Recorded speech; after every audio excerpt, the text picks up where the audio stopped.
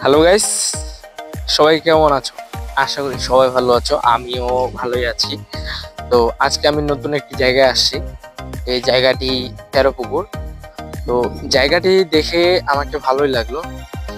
জায়গাটিতে ঢোকার সাথে সাথেই রাস্তার সাইডে দেখলাম পুকুর, বেশ কয়েকটি পুকুর আছে, প্রায় 13টার অধিক পুকুর এখানে আছে। সেজন্যই সম্ভবত এখানকার নামকরণ করছে তেরোপুকুর। তো এখানকার যে পরিবেশ সব সময় ঠান্ডা শীতল পরিবেশ। আমি যখন থেকে আসছি তখন থেকে এখানে বাতাস বাতাস ছাড়া আর পাচ্ছি না। রোদ তো গরম তো নাই, রোদ আছে কিন্তু গরম করে না। তো এখানকার রাস্তার সাইডে প্রায় অনেক পুকুর আছে। আর এখানকার সাইডে রাস্তার সাইডে সাইডে গাছ লাগানো হয়েছে, মেহগনি গাছ। এটা সম্ভবত মালিকানাধীন মালিকানাধীন মনে হয়, আমি সঠিকটা জানি না। তো এটাও জানি না যে এখানকার নামটা তেরোপুকুর কেন করা হয়েছে। আর এটা লোকেশন কাছেই, বেশি দূরে না, ঠাকুরগাঁও শহর থেকে প্রায় 4 কিলো 4.5 কিলো হবে। একটু উত্তরে আসতে হবে ঠাকুরগাঁও শহর থেকে।